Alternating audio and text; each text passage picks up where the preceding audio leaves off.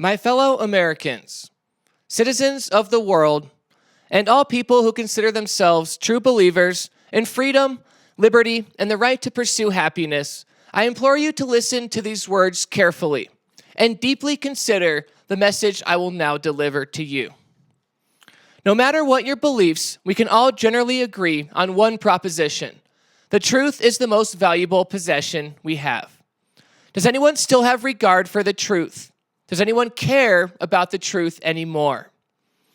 If we do not have the truth, what then do we really have left? And so, how can we reconcile society such that people can once again agree on a common truth, a true story that unites us all once again? A writer once said, in a time of universal deceit, telling the truth is a revolutionary act.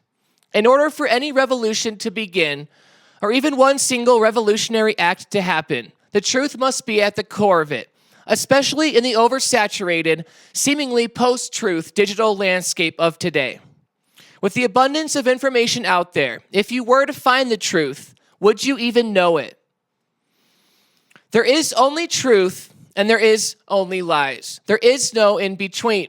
There are no half-truths in reality. And yet we seemingly live in a society of half-truths, grand deceptions on every level. We only rest in between waves of mis- and disinformation, never finding the terra firma of truthful independent thought, grounded in an epistemology that is provable, reliable, and sufficiently explanatory. Why then would anyone choose the truth if the lie is so comfortable and so believable? Why does the truth matter? If you're sitting here now, then it shows that you care about the truth, and you've taken the most precious and difficult step towards finding it. And my story started right where you are now. I wanted to know the truth. Now, I'm not going to assume in this speech that you have read my books, but if you haven't, they are the heart of this project. And the whole point of this speech is to encourage you, to intrigue you enough to step into my world fully through reading my books. They are the most important part of this project. And you should start with this one, my first book, The More Rational Worldview. And you should also read the sequel to it, which goes along with this project, called I Am Witness One. This speech is the culmination of a long project that has cost me a great deal and taken most of my life. 14 long years ago, I killed myself. I gave up everything and disappeared from the lives of those I loved and cared about. All I wanted was two things: the truth about life and to make a song people wanted to listen to. So I left behind everything I had hoped for in life up till that point, because none of it was real. And so I peered more closely into the breach. I supported myself in a way that allowed me to do only that which I chose to do. And I discovered a form of total freedom, which I elucidate on in my book. And within the gaze of this boundless freedom, I surprised even myself. I found it, the meaning of my life. Yours too, if you want it. But only a seed which grew and flowered over the coming years of hardship after this idyllic but illusory period. As I bounced around aimlessly, wandering the earth like a forgotten specter with only a laptop running Ableton Live to keep him company, I found deeper and deeper truths. I discovered roots and I pulled on them. And to my horror, the plant that I exposed was as rotten as they come. More rotten, in fact, than I could have possibly imagined. And so I began to document it. Treason, a coup within my lifetime in my country. A striking pattern of criminality from a singular source comprising a political egregore of tremendous size and power. A cancer upon the planet and a scourge that threatens to extinguish humanity itself. An existential risk to our very souls and that which makes us human. I found a story so unimaginable, so vast and expansive that it was hard to believe. And yet the facts are undeniable. There is truth to be found in this world if you know how and where to look. So here's the story I tell in my books, either a series of coincidences that are indeed literally impossible to have happened, or a conspiracy so vast it defies imagination. And as I have refined this project through the last 15 years of debates, research, refutations, and publication, there is only one constant in my interactions with others. It's not that I win every time. It's that I win these debates and they simply don't care. No matter what, though I know you will inevitably admit that I am right if I can convince you to read my books, I cannot even dare to hope that you will care. Most likely, you will be irritated or apathetic. The rest seem to live in a state of constant amnesia, waking up refreshed every day just to have the exact same debate over and over again, even though you too now already know I'm right. It goes on and on. We are trapped in a perpetual motion machine of our own design, and only we can stop it.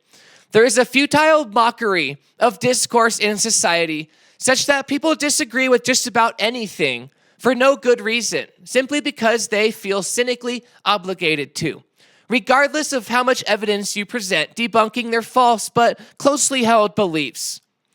This is a way of reinforcing and bracing against our own feelings, fears, and insecurities. And if they finally admit you were right all along, they'll tell you an even dirtier little secret. They don't care.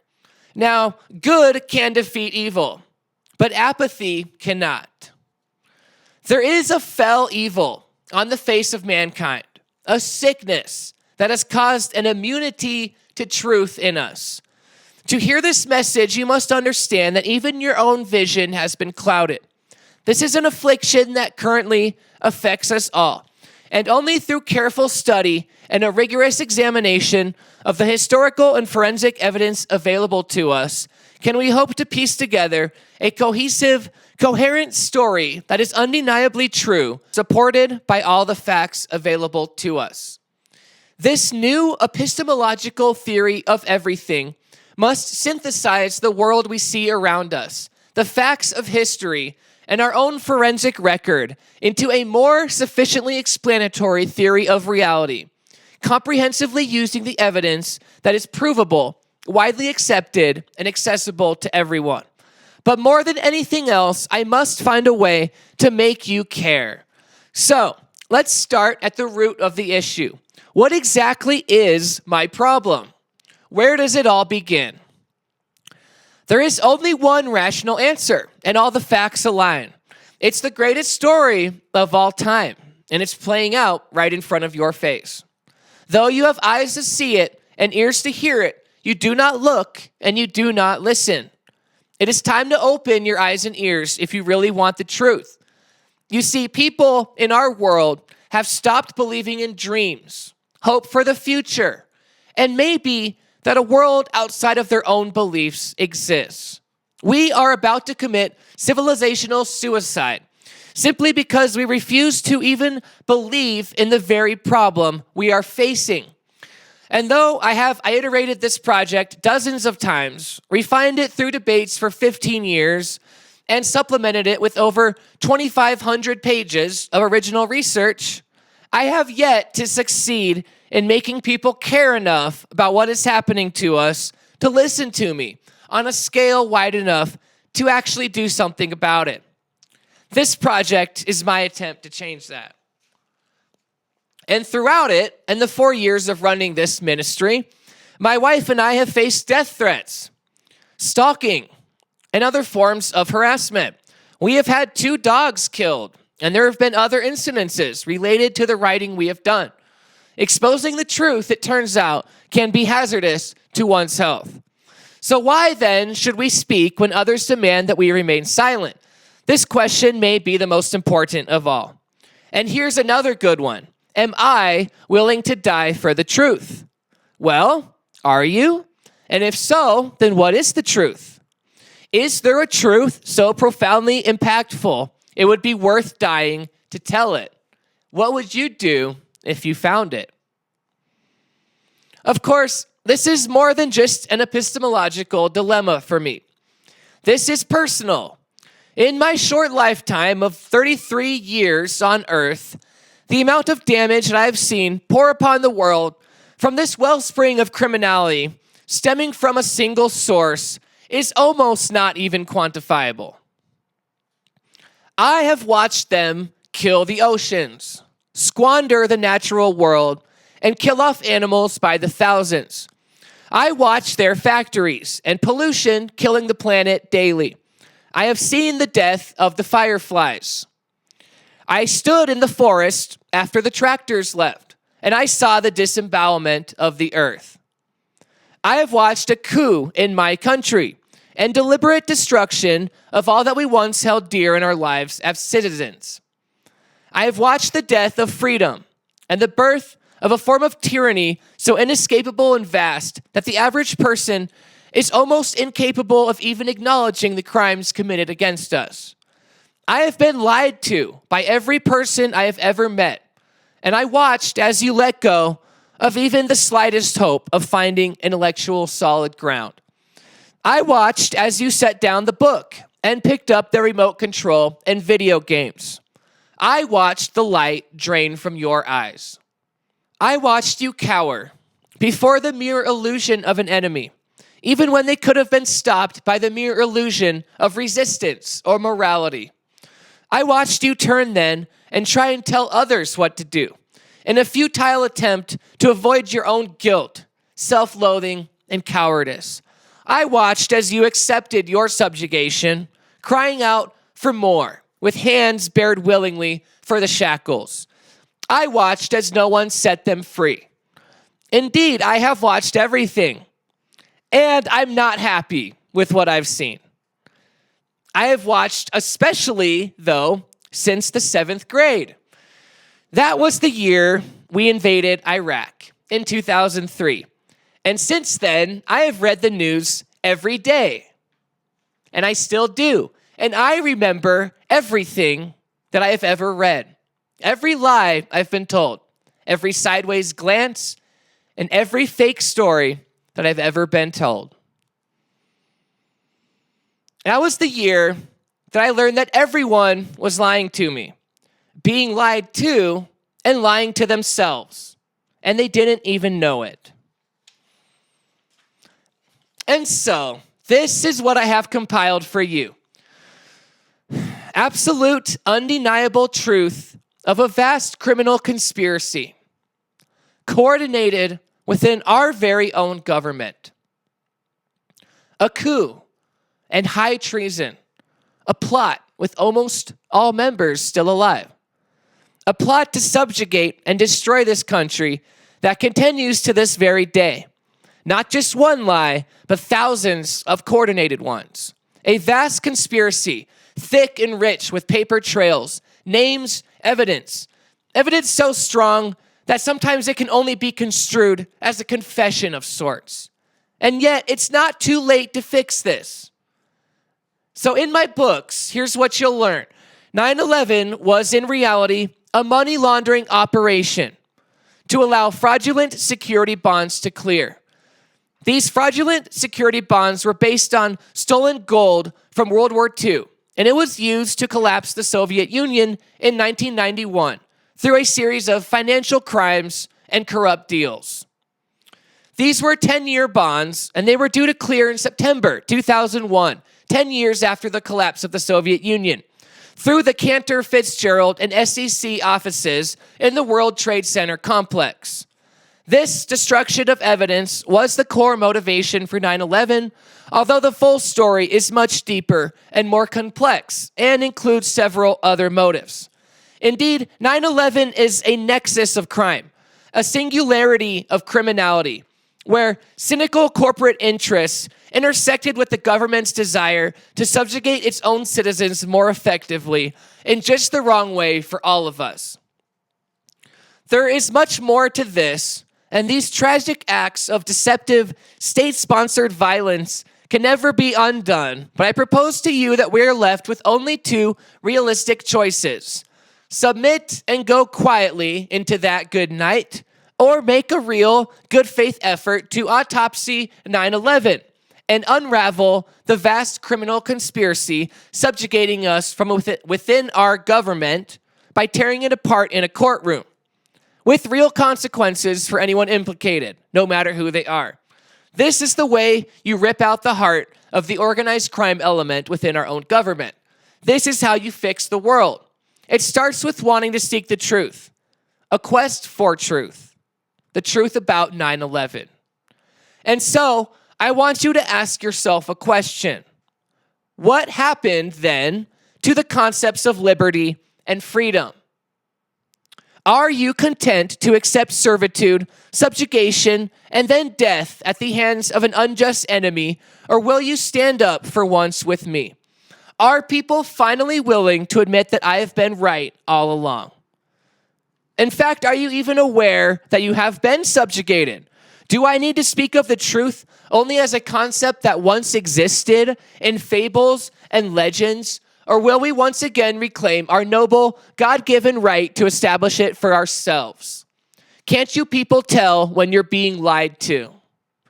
What I offer is a new story, one that finally makes sense.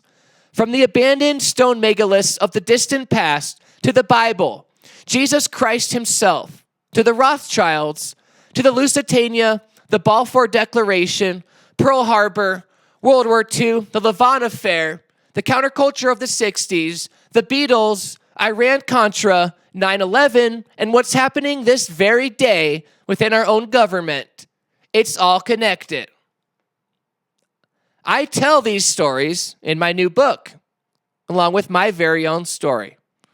I have connected all these dots for the first time ever, and the picture is now in focus. When it comes to identifying who is causing our problems, it's always been clear who the problem is.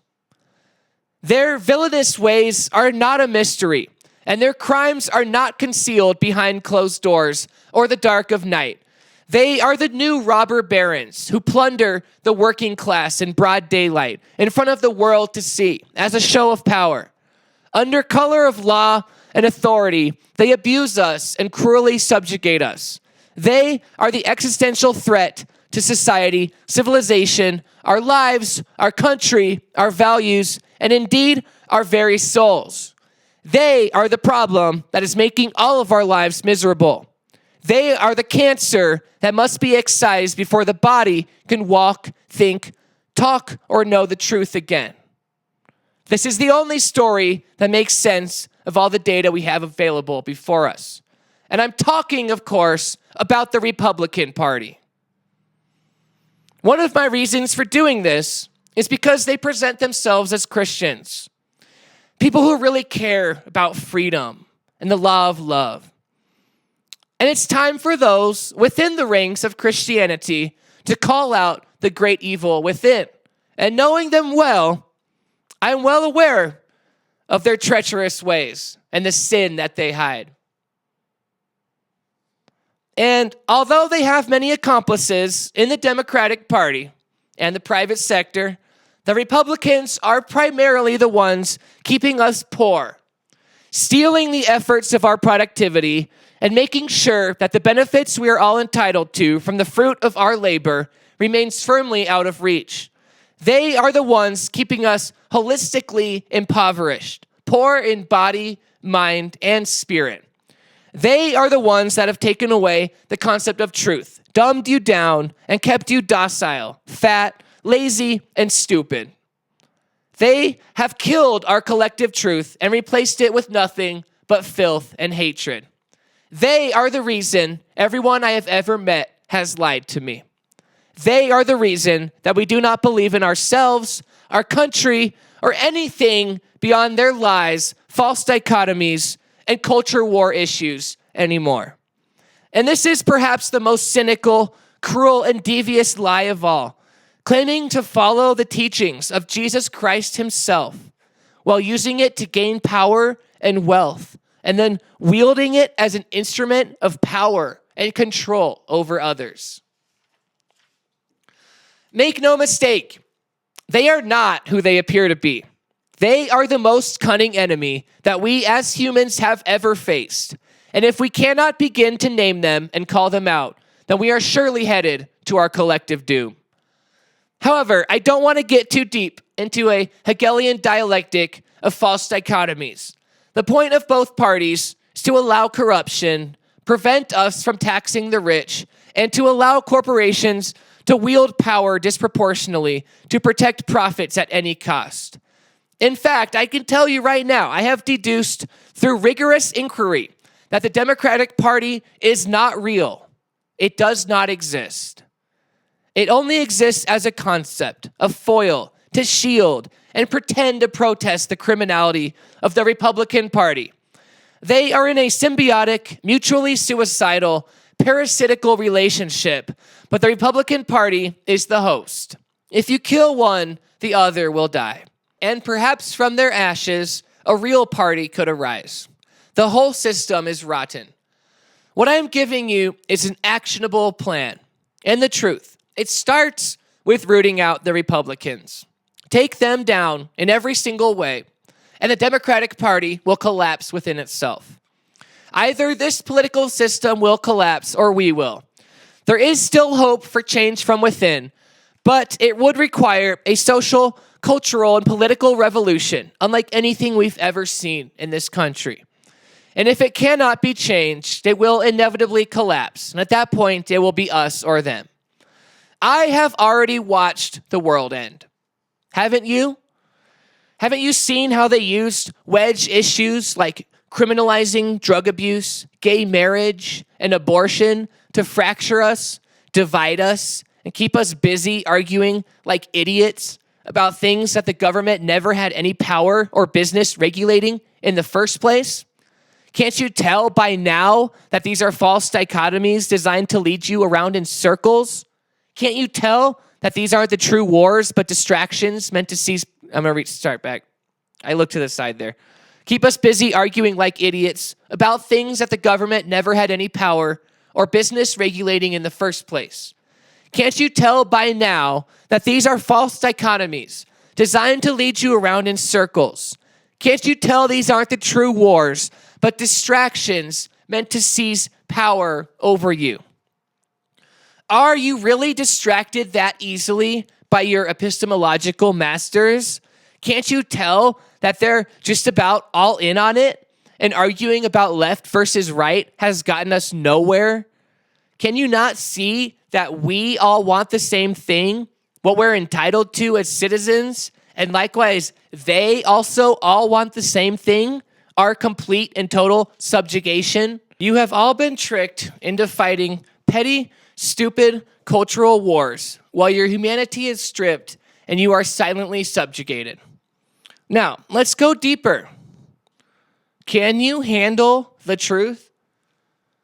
Let's name our enemy, shall we? An unholy cabal, an alliance between certain private banking families of the world, intelligence agencies like the CIA, the think tanks and organizations, organized crime, certain states like the Vatican and Israel, other political entities like the City of London and Washington, D.C., and of course, a million civilians who are just doing their jobs.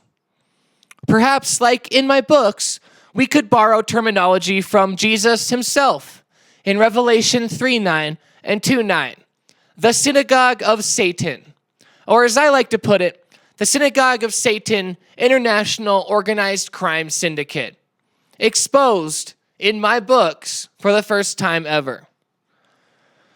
Remember, even if you do not think Satan is real, they do. This organized crime syndicate is fundamentally Luciferian in nature. So know thy enemy. This organized crime syndicate is fundamentally Luciferian in nature. Know thy enemy. And to defeat them, we must first acknowledge that they exist. They have, in fact, for a long time. But for the purposes of my story, I'll explain it simply. You can start at the Battle of Waterloo. That's where this all began. The stolen gold, the inside dealing, playing both sides of a war, and high financial crimes leading to a buyout of the entire British government by a private family. A coup in other words, a hostile takeover with their own goals in mind, not the welfare of their populations, but the Balfour Declaration. A society in which wealth goes not to those who generate it, but to those who play obscure geopolitical games and seek to guide humanity with a hidden hand into their own dark machinations. In fact, a whole war that was an inside job, a financial scheme, and a money laundering operation. The House learned here to hold arbitrage on both sides. And so, let me get to my point. There is a vast conspiracy at play, which has been planned since before our grandparents were even born. It's known as the Great Work, and it's an alchemical transmutation of society into what those who would deem themselves our masters view as a perfect one. And it involves 3 world wars, and 9/11 is a part of it, but not the end. There will be another false flag, and World War III will happen. The world as we know it will be destroyed, and America will be written into the history books, just like the losers of the first 2 world wars. And as it once was, so it shall be again. You see, unlike most of their citizens, these people aren't stupid. They know that their new society will require a justification for being, and it must have a real mythology or story of how it came to be. They have taken your stories away, but they are not unaware of the power stories can hold. In their story, we killed the planet, elected madmen, and started wars for profit, causing unimaginable suffering in the name of greed. It's impossible to overstate how easy it will be to write about the deserved nature of our own self-destruction, brought about seemingly by our own hand. In their brave new world, they would have a controlled population, a restored and healthy environment, and clean energy. As usual, from their perspectives, they are the heroes. Everyone is the hero of their own story. The truth is not nearly as clear-cut. And if we don't stop it, this future may yet come to pass. It would be a sterile world, necessarily devoid of the things we used to consider as what makes life worth living. And although we already live in a dystopian, capitalistic hellscape, forced to scrounge and beg for crumbs while we work jobs of meaningless subjugation, have you not had a taste of something greater? Something beyond just this? Is there not something in the glint of the sun that tells you there is a better option than this? One where we learn to live together in actual harmony and teach ourselves how to render true freedom upon this planet, not merely a cynical farce of it. To finally step out of the shadows of the cave into the light of the sun and tell ourselves once and for all that we will accept no more human masters. Can we at least agree that every single person on this planet should be subject to any laws that exist and start there?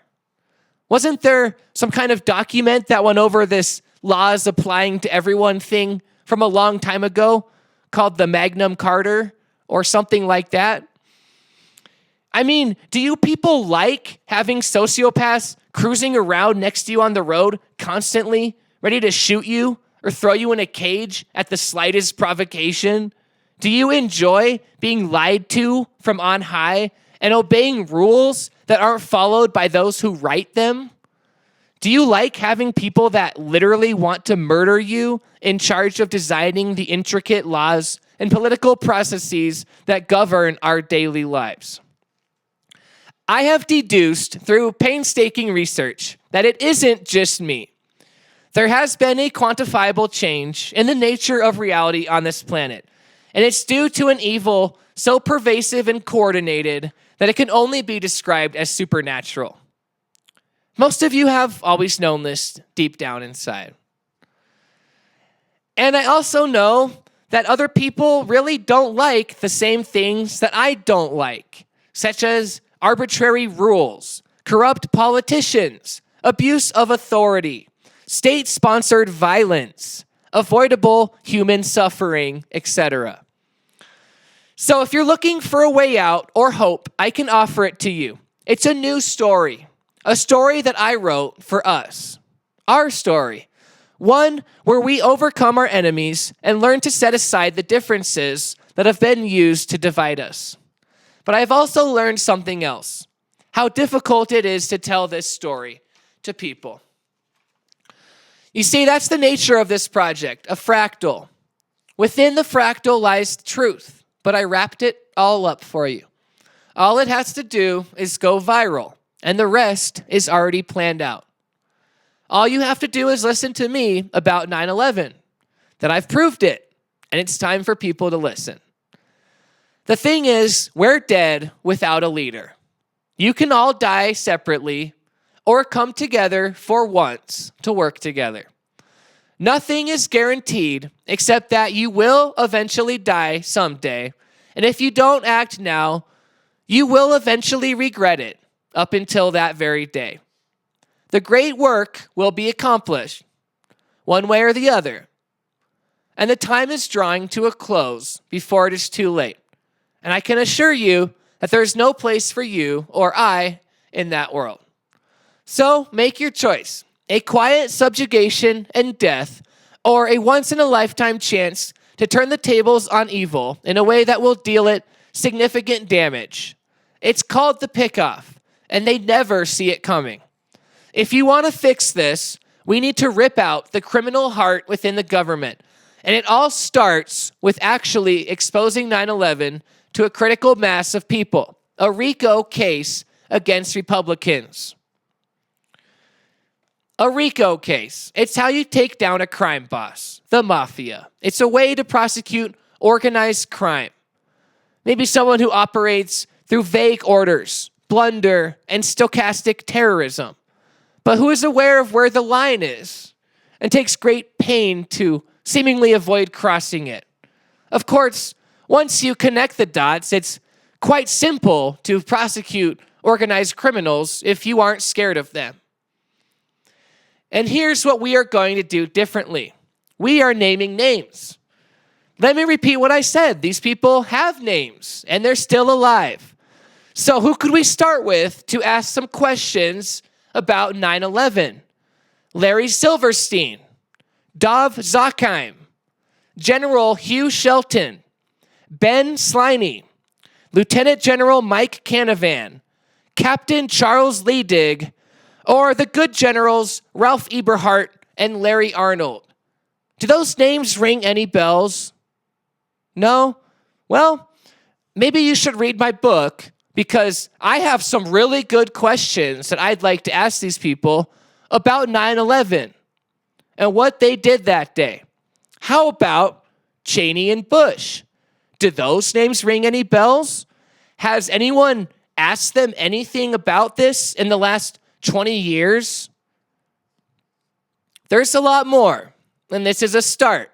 I proved all of it, and there's more than enough evidence to warrant a real investigation into it. I don't see what the big deal is. All I see are people making fun of those who question 9/11, but I don't see them reading much about it. All you have to do is read my books, and you'll understand why bringing this to light is the only way to stop everything else that is currently happening. And that's why I'm doing this project. It's doable, and in fact, it might be the only viable plan. And you might be thinking, well, Witness 1, if what you're saying is true, it's not possible. They'd kill us all before they would let that happen. Well, so what? Maybe. Who cares? Can't you people tell when you're being set up? Haven't you looked around enough to tell we're already in a trap? That this ends in tears either way, ours or theirs? Do our lives even matter if we do not stand for anything? If we do not stand for the truth, are we any different than mere animals? And the truth involves the righting of wrongs. It seems that people understand best through stories. So how about a book you all know, Animal Farm? In this book, the animals throw off the cruelty of human ownership, only to suffer even worse fates at the hands of the greedy, uncaring, and sociopathic pigs. They lie about the good leader who loved them, Snowball, and trick the animals into thinking that their friends are their enemies, and their enemies are their friends. And at the end of the book, the animals have just about had it. After realizing that they're in an even worse situation than before, they snap and kill all the pigs and dogs, their attack dogs. They stomp them to death. After realizing they're in an even worse situation than before, they snap and kill all the pigs and their attack dogs. They stomp them to death. It turns out the power was within them all along. And once they were determined to stop what was going on at potentially any cost, it was just a matter of breaking down a simple fence and wall and walking into the house. The pigs are helpless when they come face to face with a wall of angry horses and cows, and their power was all just an illusion. Now, if the situation in this country was a movie or book, all of you people would obviously be able to see what I'm saying. And you'd agree that the only right course of action by the end of Animal Farm was for the animals to use force on their own behalf to end their cruel subjugation under the pigs. And because it seems that nobody believes that stories can't actually be true anymore, that's why I chose this medium to deliver this message to you today. You people need books and movies to understand the truth. So here it is, a story of your very own, and you are the cow. You have two choices, walk to slaughter or kick down your fence. So this is what you've been waiting for. Someone on one of the screens that you love so much, giving you permission to feel the anger that you've held inside for too long. Release the false dichotomies and cognitive dissonance for the first time in years. It's time for us to stand up. I, for one, have seen enough of this. For 33 years, I have watched the guns and tanks rolling over houses and killing mother and child. I have watched 10,000 children a day, on average, die of starvation in the streets. I have watched the wealth of half the world coagulate into the hands of only a handful of people. I have watched the face of evil, and I have documented its every move. So here it is, the pickoff, an irrefutable thesis on the criminality of the Republican Party and their enablers elsewhere within the government, obviously including many perpetrators in the Democratic Party as well. This is how we fix it. A book, a log of all their crimes that is so undeniably true, and a story that is so much better than theirs, that it spreads like wildfire and can't be controlled. So I have a plan, but I can't do it alone. We can't do it without a voice. And let's say you don't believe me. So what? Can't you give me a shot? A fair chance to look at my evidence? Aren't you interested enough to at least read my books, even if it's just to try and debunk it? And be real, who else is going to stop this? Are you still waiting for another judge, a court case, or a politician to stop what's going on? Haven't you learned by now that we're going to need someone larger than life? Someone who can tell a true story? Our story just as effectively as the greatest liar of all time. Do you want to be forced to live in their fake reality of lies, if you're lucky enough to survive what they have planned for us? Can you not feel it coalescing around you already? Maybe you don't read the news because it bothers you. Well, good for you. Perhaps it's time to make a change and pay attention before the bat hits you from behind. Do you want a chance or not? Maybe the world ends. Maybe we all die and none of this matters at all. Maybe they win and humanity changes forever in a grim, terrible way we can never take back. Or maybe we win, the world doesn't end, and we get to choose to build something better. Perhaps, if so, we could compile all of our grievances together in a sort of document, and we could band together to do something new and different. What we need is a collection of people, normal citizens, who can stop trying to impose their will on each other and set aside their small differences in opinion on practically meaningless cultural issues. This group of citizens must work together to wield power, speak as one voice, and impose their will on the government and those who would consider themselves our slave masters. Only by banding together, as the proverbial serpent once more, join or die, can we succeed in making the kind of revolutionary, rapid change we need to see in politics to survive this. We need unity. So, let's talk about taxing the rich. Here's how my story goes. I say we forget about all of the bullshit and tax the fuck out of the rich. I say we get someone new in charge and make the rich and corporations pay their fair share. I say we stop listening to those who have forfeited their duties and use their positions and powers to enrich themselves at the expense of us all. Now, obviously, the full plan is much more complex than this, and it actually has 7 phases. A full scope of complex legal and political framework. But I'm trying to put it really simply here. Nothing will ever get better until you rip what is rightfully yours back from those who stole it. This will not happen easily through asking nicely, voting, or electing different politicians. To do so, you will need quite a few people behind you. You will also need someone who does not fear death to lead them. All countries have a choice in how they will be remembered. America has a choice right now. Succumb to being the villain we have slowly metamorphosized into over the last few decades, or shake this off, slap ourselves, and wake up from this ridiculous slumber we've fallen into. You know, there's another quote I heard once from some writers, and it went something like this. People are inherently endowed with certain rights, such as life, liberty, and the pursuit of happiness.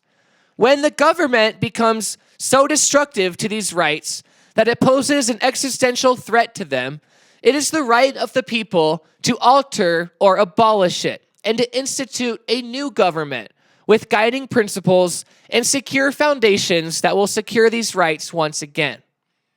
This right of the people is predicated by a long list of abuses, such as unjust and unfairly applied laws, a political system that is divorced from the people and their wishes, widespread and undeniable corruption from those supposed to serve the public, manipulating trade and taxation to inflict subjugation on the people, creating a militarized army of police to inflict terror on the population, and abusing federal agencies to carry out subversive geopolitical machinations.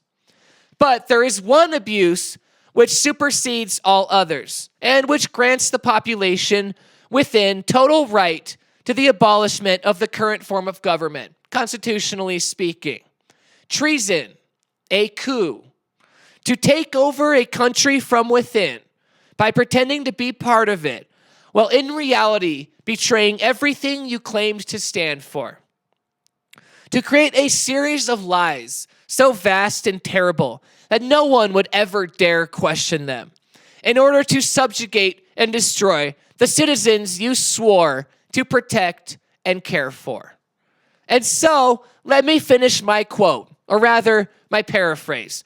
I think it goes something like this. After a long list of abuses and grievances, traditionally compiled into a document, all point towards the certain goal or objective of subjugating the people more effectively and depriving them of their rights to life, liberty, and happiness, it is not only the people's right, but their duty to throw off such government so that they may be free from tyranny, fear, violence, poverty, and all other forms of servitude and slavery. This is the natural order of things, and no tyrant will ever succeed in holding more than a mere wisp of smoke or a few grains of sand in their hands before inevitably losing it. In this case, it is necessary for them to find new guardians for their future security, for their prosperity, and the lives of their children to live in freedom. This is how the tree of liberty shall be watered, with the blood of tyrants. Anything else is a lie. Now, this is the most important right you have, and no one can take it away from you. The right to recognize tyranny, to call it out, and to fight back against it by any means necessary when justified. It's called self-defense and applies not only to individuals, but to nation states and the populations therein. Unfortunately, those who sit above us on the pyramid of society are not stupid, and they do not reveal themselves easily. To see the truth of this, you must read the story within a story that has played out for much longer than just a few decades. Think deeply about what I'm saying, or you will be forced to accept a subjugation in which resistance might finally become truly futile. And so you see, we are in a bit of a pickle, aren't we? But the truth is, this works two ways. Maybe they're in a pickle too, the Synagogue of Satan International Organized Crime Syndicate. Maybe they overextended and made it too obvious to too many people what their plans are, that we have no future. Maybe in their apathy, overconfidence, and self-assuredness, they left just a little bit too much evidence out there of their crimes against humanity, treason, and other war crimes, and someone might compile it all into an easy-to-read document that could theoretically be spread very widely if people choose to do so. Maybe someone who's been paying attention to every lie they heard on the news or read in a newspaper kept track of it all. And now it's all just waiting here for millions of people to find it. Maybe there actually is someone out there who would be willing to die for a chance to have a voice for once and to grind the gears of the war machine to a halt. Maybe this is your only shot and you don't even know it. Or maybe not. It's up to you watching this to care about the truth. Although things can seem dire, the result is not set in stone. There is still hope, but you are going to need a leader. Right now, there is no one to stand against the onslaught taking place. You need a psychological counter to absolute narcissism. You will need someone who knows how to care about other people. And you'll need someone who knows how to treat people the way they want to be treated, with respect and dignity. And now here we sit in a world gone mad. Humanity crucified upon a cross of gold. Perhaps in this case, a tower. And who can restore sanity? Who can pull us back from this brink decades after we cross the point of no return? Many years ago, when we all just generally accepted that Republicans like Bush and his father were just criminals, war criminals, and criminals against humanity, and there was really actually just nothing to be done about it. Iran-Contra was the inflection point, and I elaborate more on all of this in my books. Right now, we are in a crucible, a singularity of crime that has drawn us inexorably towards it. Through its own intentional design, we have felt helpless against an onslaught of illegal acts too numerous and vast to even detail exactly. However, it never was inevitable. And so, if you want to know who is to blame for this, as someone else once said a long time ago, if you're looking for the guilty, you need only look in a mirror. None of this would have been possible without our tacit consent and acknowledgement that we are okay with our psychopathic government murdering people in our names. And finally, we are starting to see why so many have hated us. Now, one thing we have enough of in this planet is idle words and speeches that go nowhere. And that's where this project comes in. It can't just be a speech. It can't be just words. There must be action. And there are books, videos, and our leadership to go along with this. This is a movement. So listen to my story within a story and see if you can figure it out. You and I are the animals. The pigs are the billionaires and government. The walls of the farm represent the false belief that we should fear them rather than them fearing us. It represents the illusion that we are subjugated by them, when in reality, the presence of billions of us subjugates them. So if you're going to defeat these people, you're going to have to forget about court cases, lawyers, voting, judges, and all that other stuff. Republicans don't care about that stuff. They operate as an organized crime syndicate, which has the power to bend the justice system to their will. And in the face of their criminality and physical violence, the justice system also does not exist. So if you want to defeat them, you've got to stop with the weak, pleading bullshit where you validate all of the abuse against us and let them set the terms of the discussion. Reframe it. Stop letting them dictate the terms of every debate with their ridiculous lies and nonsense. It's been decades of a level of criminality from these people that is literally impossible to physically document. In fact, that's one of their strategies. Perform so many crimes and disgustingly illegal acts that to argue only one or a few of them makes you seem absurd, and it's intentionally difficult to encompass the full scope of the serious facts I'm laying out here for you. It's like a Gish-Gallop fallacy, but with crimes, murder, death, poverty, war, destruction, and hatred. You're going to need some better strategies for dealing with this than asking nicely, standing in the street, making signs, writing letters, phone calls, emails, and town halls. None of that will help you, and it certainly won't save you. You're going to need someone who is willing to take them on at their level, maintain focus, and refuse to let them dictate the terms of reality or to lie without pushback. They only respond to power, and the people only have power when they can exercise it together and speak loudly with a single voice. So why do I sit here writing out this speech, even though it seems doomed to the same inevitable obscurity of all my other projects, the inevitable obscurity we all face? Because I read a lot as a kid, and I know the power of a story too. And I also studied history, and I know the power of a book. Many people do, in fact. And there's one main thing to be learned from these stories. It's the power of foregoing apathy, of choosing to say the most important words of all. I care. The opposite of love isn't hatred, as we all know. It's apathy. I don't care about you. Choosing to care is the most potent expression of love that we have available to us on a ready basis. Hatred and love, in fact, are synergistic. The more you love something, the more you will hate that which would seek to destroy it. You can love humanity so much, or another person, that you learn to hate through watching them suffer violence and abuse, or discovering that there are those who would seek to harm them. It happens all the time.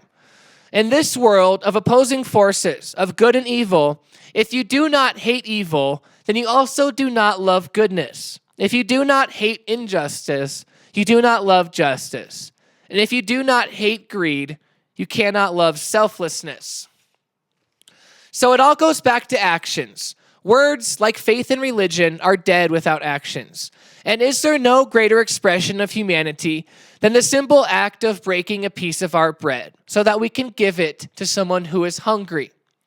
Someone like us who desperately needs something we have, which we are capable of sharing. Have we strayed so far from our collective humanity that we cannot even agree on the simple facts of everyone deserving food, water, dignity, shelter, medical care, and the right to a happy life that is free from misery, poverty, and subjugation? Are we really not even going to try and fix the already massively unbalanced systems of inequality and oppression that we were born into? Is no one else but me exasperated regarding all of this? Or is it really just me? Do you people seriously not even want a world where the environment is protected from corporations, the government is not a threat to its own citizens, and no one worries about freezing to death being homeless, going hungry, dying in a dirty hut somewhere, or not even having clean water to drink. I mean, what is this? Seriously, what are we even actually doing here? As I write these words, I already know that some of you will laugh at me.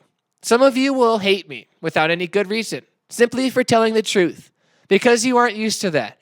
I don't care. As a matter of fact, I would be happy about that, because that would mean that people are watching this and someone cares about it. The worst thing, my worst fear of this project is that no one will ever watch it. So get angry about it. That's great. You aren't used to people telling you the truth. I understand. And maybe some of you will hear it, not laugh, will care about it, and read my books. Then some of you will join us. Then most likely, more people will laugh at us, as the quote goes. Then they fight us. Then we will win. I have hope because I don't think that apathy is a natural state for humanity. In fact, I know that apathy is not a natural condition for humans. I believe that it has been induced in us through a number of means, some much more visible and obvious than others. However, any system can be smashed, and there is no affliction or curse that cannot be broken. Even this deep fog on the face of humanity will one day lift. But in this world, I have never yet seen people love one another. Maybe it's not possible for us yet. Maybe we're unable to interpret all of its deep meanings and connotations. Love one another. What does it mean, anyways? Maybe it means that we all need to look out for each other again and come together to collectively realize who it is that's been behind our backs with a knife this whole time. Maybe we need to engage some of those family values and protective instincts that we always heard about so much from some of the Republican fathers and evangelical Christians across the country for so long. Maybe some of these police that obviously care so much about protecting their communities can step forward with me against all of this too, for justice and truth. Maybe we should arrest people when they break the law, even if they are rich and powerful. Maybe we can all admit why everyone grows up to be alienated, angry, and depressed. Because it's just so obvious in this society that no one cares about each other beyond how much money we can all make for each other. And the deepest, most profound way that we have expressed this is by failing to protect one another from a government that obviously went rogue and sociopathic quite some time ago. And by not admitting to each other that we were all lied to about 9/11. And the Republican Party is obviously an organized crime syndicate hell-bent on making us all as poor and miserable as possible, so they can abuse and torture us and then kill us without meaningful resistance. And unless someone will say that out loud, we're doomed. Maybe that's the first real step towards truly loving one another. So what am I getting at here? What do I mean when I say that the Republican Party is a major part of an organized crime syndicate? Well, I'll give you two examples, but I want you to remember what I said about the Gish-Gallop fallacy. When you just say so much nonsense that it can't be countered, and how it applies here. These people engage in weaponized criminality, where they intentionally commit so many crimes that to even engage in trying to quantify them inevitably ends up sounding absurd. So people give up. Just think about that for a moment. They intentionally commit so many crimes that it makes it impossible to even sound rational discussing them. Make no mistake, what we are dealing with now is no mere ordinary stupidity or evil. This is a new level of weaponized dishonesty and criminality, all working towards one singular goal: the more effective subjugation of 99% of us. Even if I were to try and chronicle just the outright lies, crimes, and absurdities that happened while I was writing this speech, it would come across as pathetic and ridiculous. They make it impossible to complain about them by being so inherently and unbelievably evil that it causes almost everyone to either tune out from frustration or disengage due to not believing the sheer scale of evil that is being presented. So let's get to the star of my story. I'll give you two very quick examples of Republican organized crime among many, too many to even count. It starts with a story, that of one Virginia Giuffre. Some of you may know her name, and some of you may not. And if not, she was the most famous and visible of the Jeffrey Epstein victims. And she has a very well-documented case with a series of lawsuits about the crimes perpetrated against her. She was hit by a bus a few weeks ago, and she is now dead. Separate incidents. She killed herself. Most famously, of course, she was pimped out to Prince Andrew by Jeffrey Epstein. Now, what many people don't know about her is where she met Epstein, through what they call his madam, Ghislaine Maxwell. Virginia was working at Mar-a-Lago in Florida for Donald Trump. That's right. She was working at Trump's property, and he was pimping out girls through Epstein and Maxwell in Florida. Can you people not see this stuff? Are you stupid? Can you not tell that he's the one running this?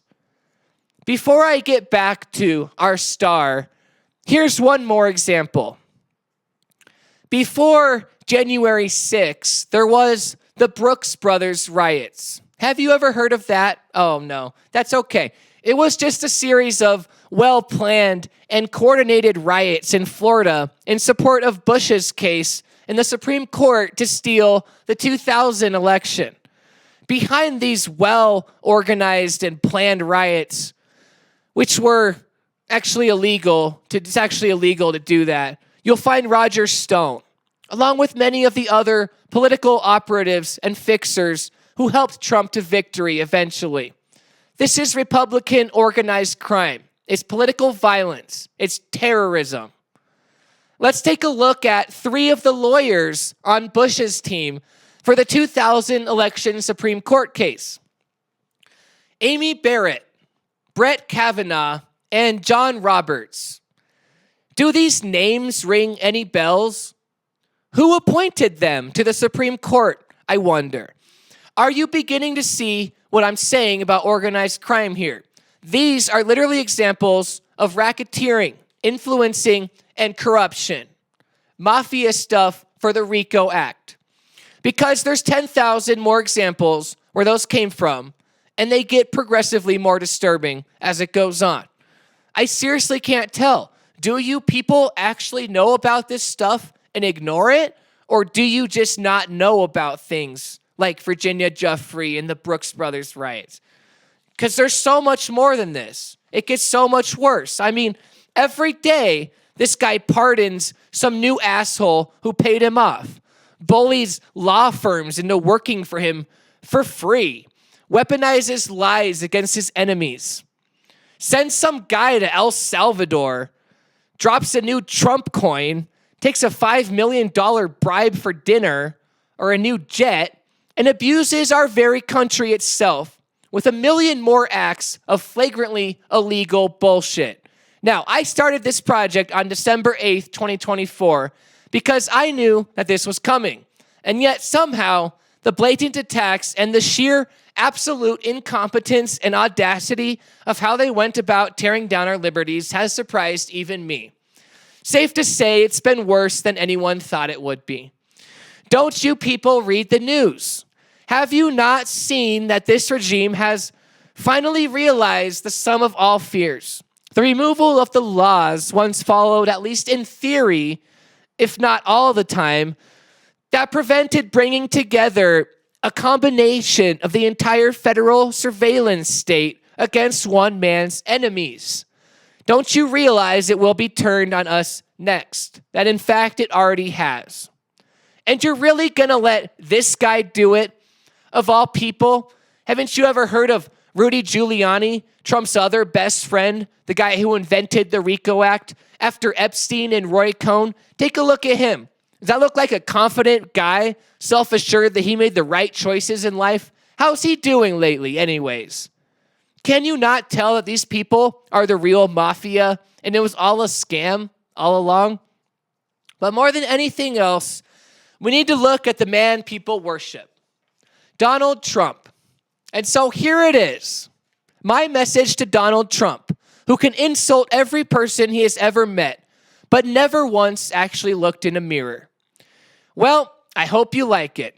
Dear Mr. Trump, you are a fat, ugly piece of shit. I will debate you anytime, any place.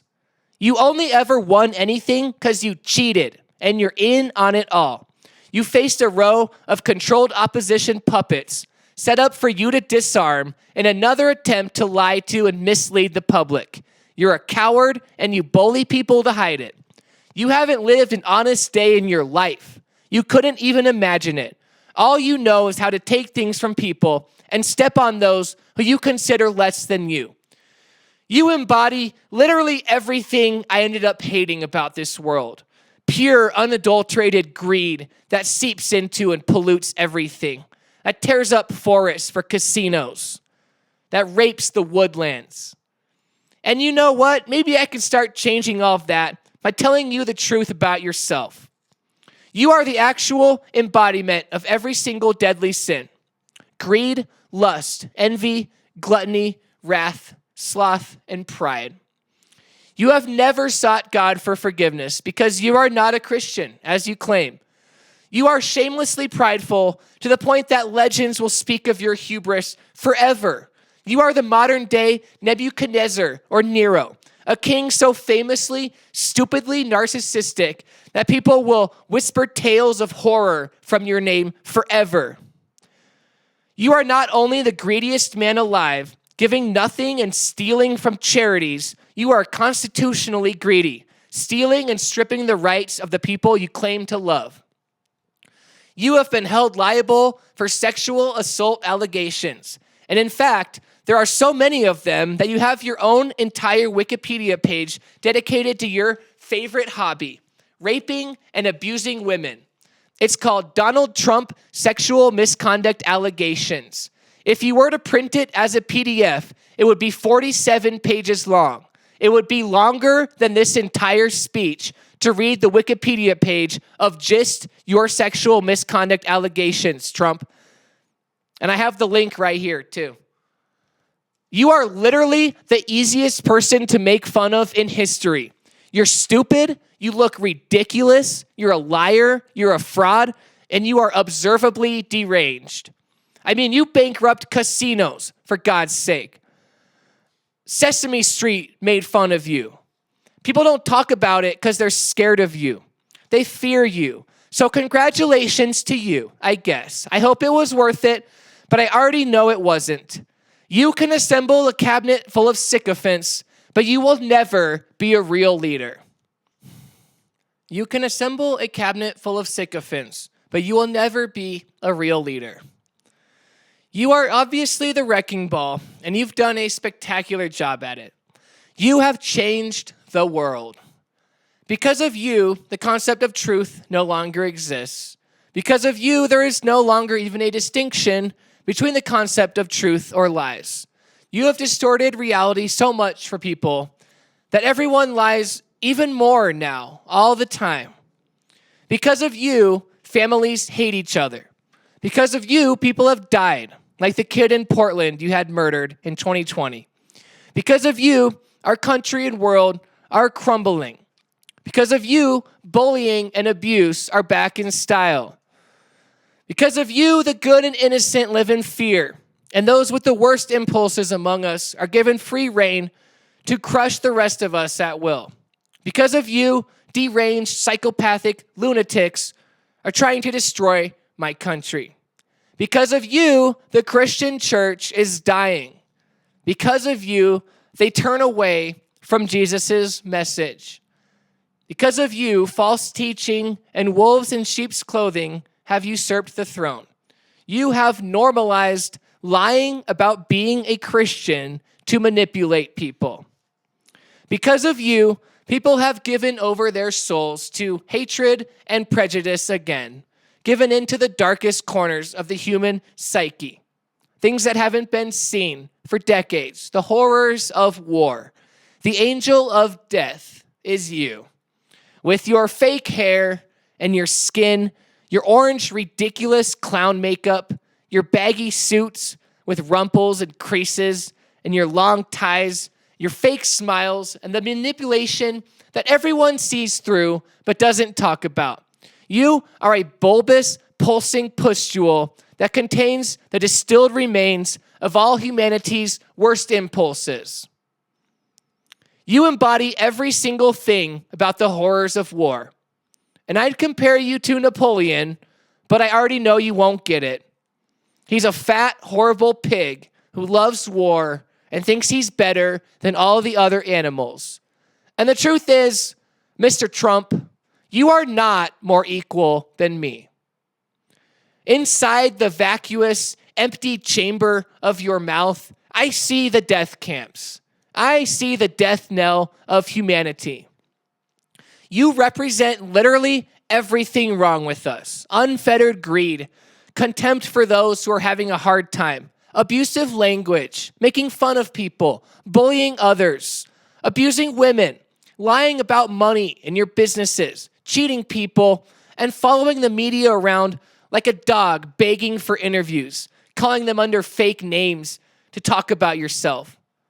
It's pathetic, but that's not even the worst of it. Here's the worst thing you ever did that I know of. You gave millions of people false hope. You lied to them. You told them that you care about them and you care about this country. You told them that everyone else was wrong and bad and full of conspiracies and lies, but really it was you all along. You are the snake. You were the scorpion in your dumb poem all along, and I have to admit that you did warn them. Your greatest victory is that they can never say you didn't tell them exactly who you are all along. And yet, it's a monstrous thing. But I can't call you sick. You're far too intelligent for that. You're a smooth operator, but I see right through you. I knew exactly what you were from the very first moment you came down that gold escalator. I know that you lied every single day of your life. I know that no woman in your life ever wanted to be with you except for the money. In fact, you pay ridiculous, absurd amounts of money to coerce women into sleeping with you and not revealing how pathetic you really are.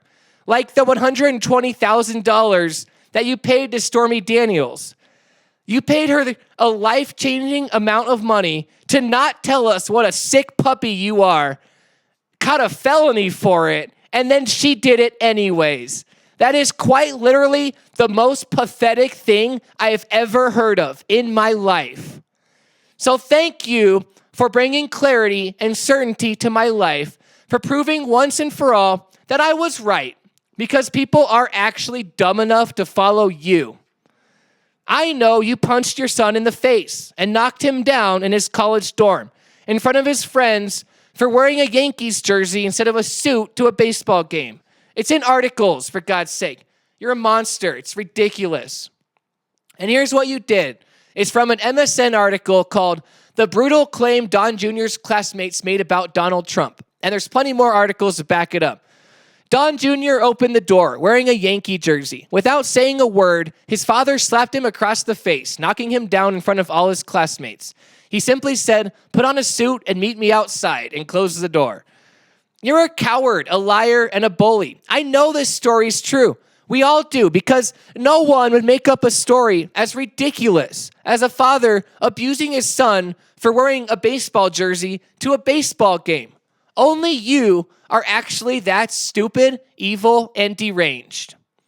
The truth is, the Grim Reaper doesn't carry a robe. The truth is, the Grim Reaper doesn't wear a robe or carry a scythe. He wears an ugly suit that doesn't fit, and he carries a contract he doesn't intend to fulfill. It's you. You're the Grim Reaper. Everyone hates you. They just haven't realized it yet because you've tricked them into hating other people instead for now. One of my favorite songs is Another Brick in the Wall, Part 3, and I'd like to cover it someday and dedicate it to you. But you weren't actually just a brick for people, were you? How many people ran into your wall and broke their backs? How many contractors did you put out of business? How many marriages and homes and families did you destroy because you couldn't even give people the money you promised them for fair work? You didn't even pay your workers, hundreds of them, thousands of them. It was kind of like your thing, as far as I can tell, to not pay people when they work for you. Contractors, drywall workers, your designers. There are so many articles about this. This is part of how you work. Cheating and lying are ingrained in your very DNA itself. No, you weren't just a brick in the wall. You were the whole wall. In fact, you never shut up about walls, do you, Donald? Do you think I don't know what these stupid walls are really for?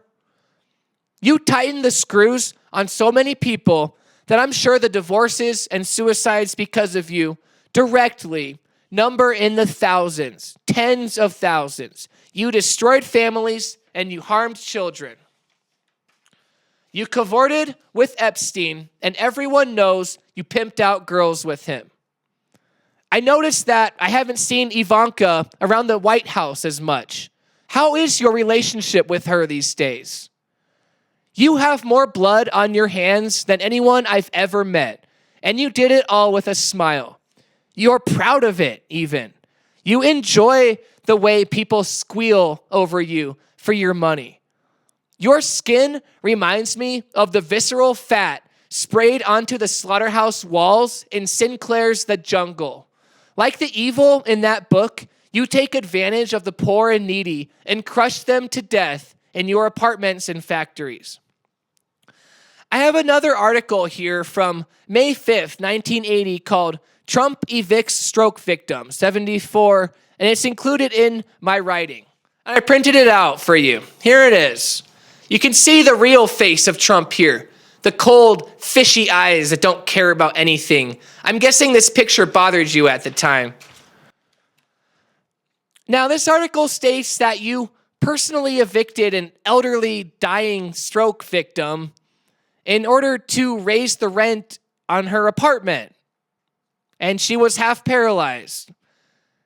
And you sent your thugs to throw out her shit and rob her and leave her in the street sitting on her laundry basket, weeping in front of her friends and strangers. You literally couldn't even just wait for her to die. You evicted a stroke victim who could barely get out of bed. And even worse, you couldn't even do it with dignity. You turned it into a spectacle and embarrassed her on purpose. A dying woman, and you personally made her weep and mourn in front of strangers and friends. You trashed her stuff and sent crooked cops to bully her even more after. She was half paralyzed recently. A 74 years old, recently paralyzed stroke victim, but all you smell is those sweet, sweet dollar bills, isn't it? Is that right? Is it the greed? Or is there actually something more to this than just your disgusting greed? Through this act, we can actually learn a lot about you. You enjoy doing that to women, don't you, Donald? Embarrassing them, humiliating them the way they humiliated you. We've all seen you do it. Does it make you excited, happy to abuse women, to hurt them like they hurt you? I know you kicked out black people from your apartments and refused to rent to them. Woody Guthrie even wrote a song about it, for God's sake, referencing you and your father's hatred, greed, and prejudice by name. It's called Old Man Trump. You are quite possibly the most hateful person who has ever lived. I mean, how much more clear can this get for people? And still, no one listens. The truth is, you couldn't fight your way out of a plastic bag. Without your money and loyal men backing you up, you're nothing. You couldn't stand up to me even if I had both hands tied behind my back. You're not even worthy to lick my shoe. But like I said, I will forgive you if you choose to repent for lying to people and become a Christian. However, I'm not going to hold my breath because you have no wisdom. And that's because you have never once in your life understood how to let go. Just look at yourself, primping and preening in front of a mirror, wearing makeup. You and your fat little sycophant, pig boy Vance, and his tattooed eyeliner are pathetic. It's disgusting. Elon Musk and his false promises and ridiculous buffoonery. Part of the reason you hate women is because you people are like them. You are not men in the sense of leadership or courageousness. And you have never once appreciated the true beauty and dignity of women. It astounds me. I don't understand it. You don't even make sense. But you don't matter to me at all until you start stepping on my bugs in my forest. I hate people like you who tear up the woods to put in more ugly buildings with your signs and construction vehicles and men with shovels. I can't stand people like you. And you know, one thing I can say about you for sure, which the judge in the E. Jean Carroll case confirmed, is that you are a rapist. You're a rapist, Mr. Trump. And we all know why you used your little wrinkly finger on her in the dressing room that day. You are the literal walking embodiment of the word rape. And not only that, but you might actually be the rapiest rapist who has ever lived. Your whole personality seems to be based around subjugating and abusing women. The only time you've ever really smiled on video is when you were laughing with Epstein at some kind of party, talking about the girls you were going to pimp out together later. Frankly, it's disgusting. As a matter of fact, they could put a picture of you under the word rape in the dictionary, and it would actually work. People would for real get it. You've been sued over 4,000 times. You violate people in every single way, nonstop, all the time. It's all you know. You are the wolf. As stated in my book, I am willing to meet you in a good faith debate at any time and any location.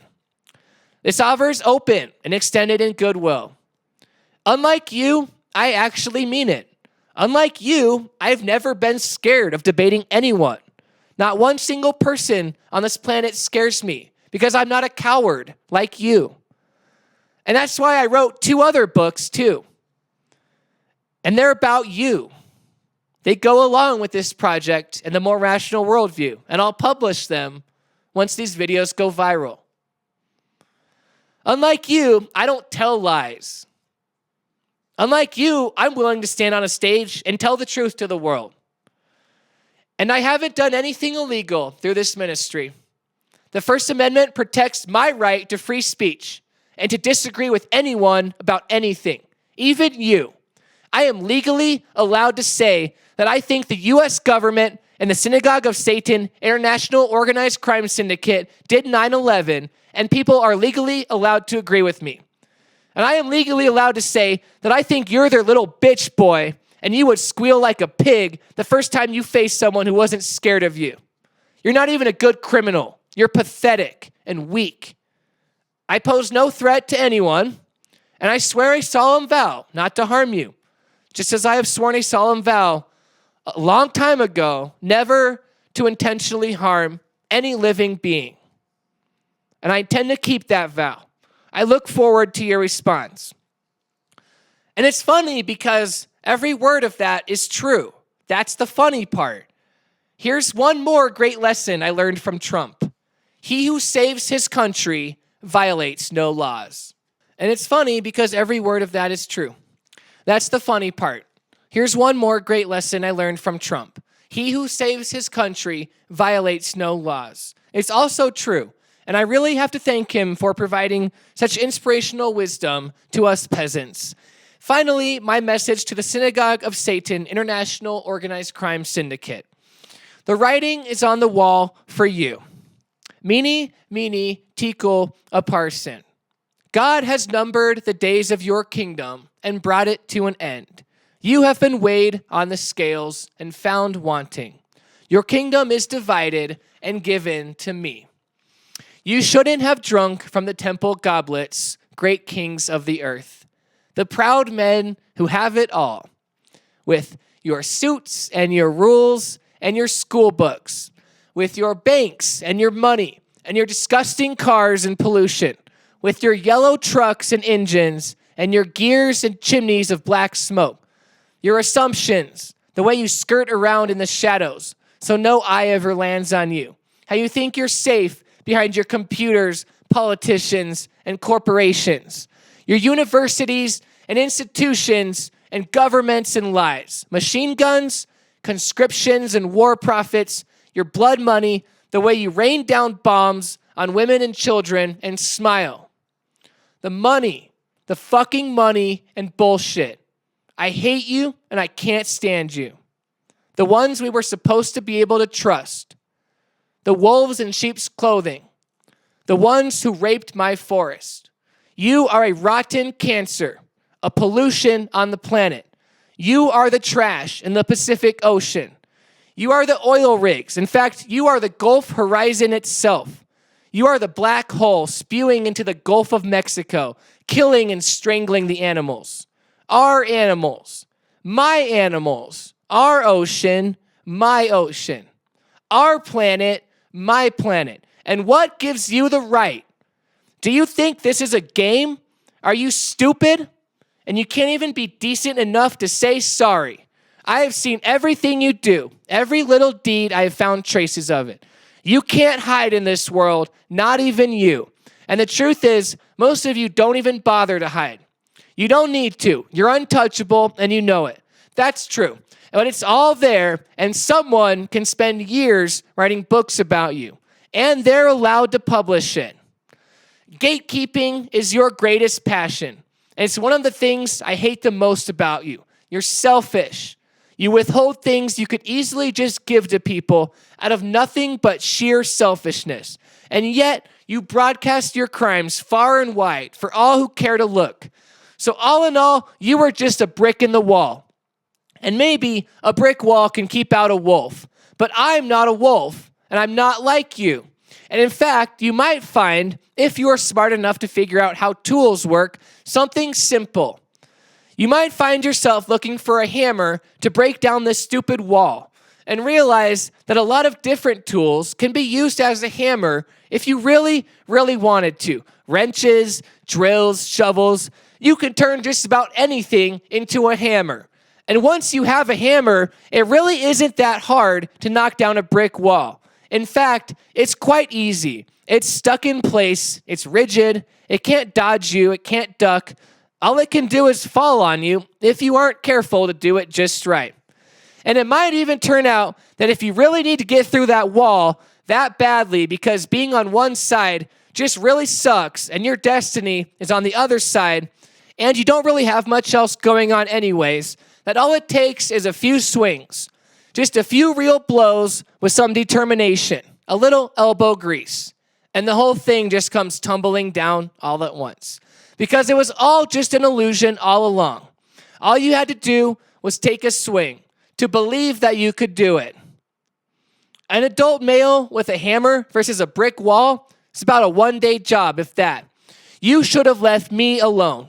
You should have left my forests alone. You should have left my animals, insects, and trees alone. You should have left my people alone. But you didn't. And so here's a poem for you that was once written on a wall in Denver. I was once a little child who longed for other worlds. But I am no longer a child, for I have known fear. I have learned to hate. In fact, I have been taught to hate by you. So good luck to the wall.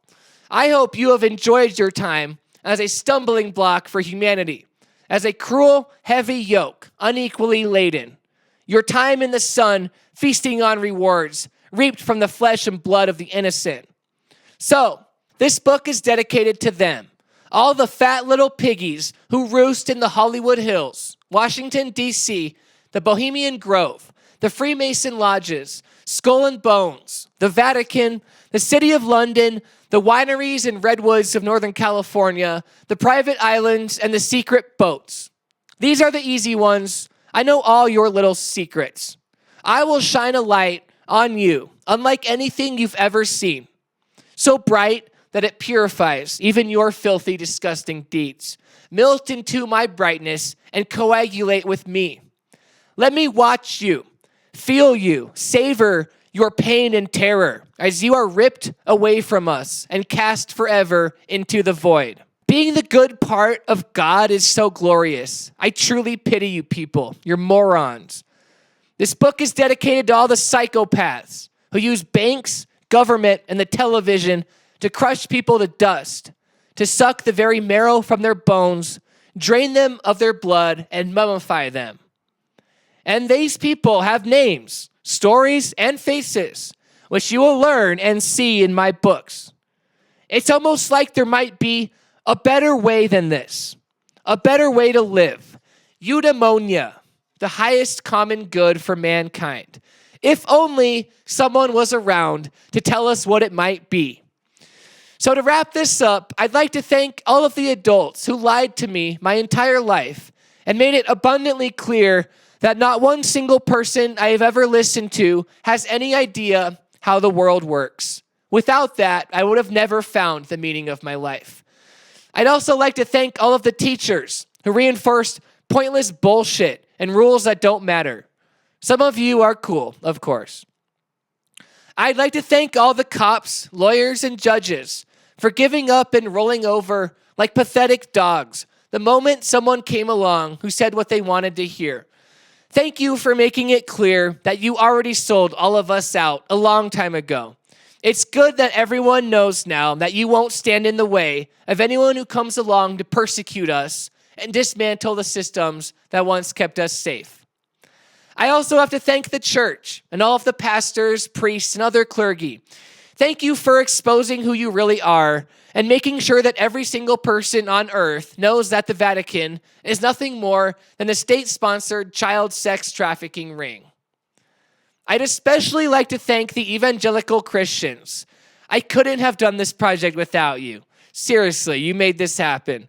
Congratulations to the colleges for immediately giving up at the first hint of a threat from the government, proving you are cowards and liars who care nothing for the truth. It's good that we all know not to look to you for it anymore. And likewise, thank you to the media for bowing and scraping like peasants in front of some medieval king with this guy. You are pathetic, and it's good that others can see what I've always known about you, that you would literally do anything for more attention. And a big thank you to the law firms for immediately bowing down and pledging $1 billion of pro bono work for Trump and his corruption. That's a really tremendous example for people to see that you don't stand for justice and the law isn't real. It never was. Trump just proved it. And you helped him along greatly. What was that expression we used to say? Cui bono? Or was it quid pro quo? Obviously, thank you to the celebrities for proving that I'm right about almost all of you. There are very few artists among you. And thank you once again to the Republicans for making this so easy for me. For making the harsh, bitter reality of who they really are so obvious that I have no choice but to do this. The depths of your depravity, dishonesty, and evil are truly awe-inspiring. Our movement has room for anyone who's ready to stand up for the dignity of humanity again. Anyone who is ready to be part of a different story, one written by all of us for us. So I'd like to wrap this up with an anecdote from my book. I'll tell you about how I was taught to hate, the first time I ever felt hatred. There were forests once near my house as a child. They aren't there anymore. One day after school, I went to these woods, as I did almost every day. There used to be beautiful trees there, and even a little stream. On this day, however, something had gone terribly wrong. I stood there in stunned silence as the sunlight trickled down lazily, trying to figure out if my eyes were playing tricks on me. I could hardly process what I was seeing. huge squares and rectangles torn up out of the dirt, stumps and roots writhing in agony. Ancient rocks that had lain for lifetimes, rooted up and exposed, laid bare and naked in the sunlight. The blood and guts of nature's viscera, disemboweled before me, as if the tree version of Jack the Ripper had been through here not only a few hours ago. A veritable natural holocaust, a million little death camps and death marches playing out right under my feet. An unspeakable tragedy, a perfect wilderness, casually and utterly destroyed, with the utmost intentionality and malice.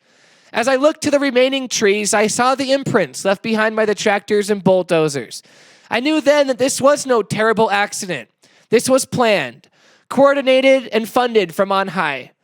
To destroy my forest, take away my sacred spaces. Men in suits, waving clipboards, wearing ties, and speaking in loud, obnoxious voices. People who work for banks and who revel in using money as an instrument of control and destruction. People who tear down forests to put in ugly, cheap buildings. And as I stood there with the sun trickling down, a word came into my mind. Maybe for the first time. A word that I had read but never really thought of. The word is rape. They had raped my forest. And this was in 5th grade for me, the year 2001. This book is about the violation of us, the penetration of the towers, and the rape of the forest. The intentional, willful destruction of the earth and unimaginable harm to the environment. It's about why we do this to each other and how we can stop it. It's the first remedy for violence that might actually work in the last 2,000 years. Whether or not it does is up to you. It's a choose your own adventure story. That's right. Have an adventure or die. That's your choice. So I was once a little child who longed for other worlds, but I am no longer a child. And all I'm asking is for you guys to grow up and join me in the real world too. A world where we can literally take action to fix all of our problems. Where we can do more than just complain about politicians on the internet and vote for them. A world where we can take our future back from those who stole it and build it in a better way that works for all of us. We don't have to listen to criminals, thieves, and murderers. We can literally seize what is ours back from them. All you need is a leader and the combined attention of as many people as possible. What you will need is someone who can unite everyone who isn't evil against the Republican coup.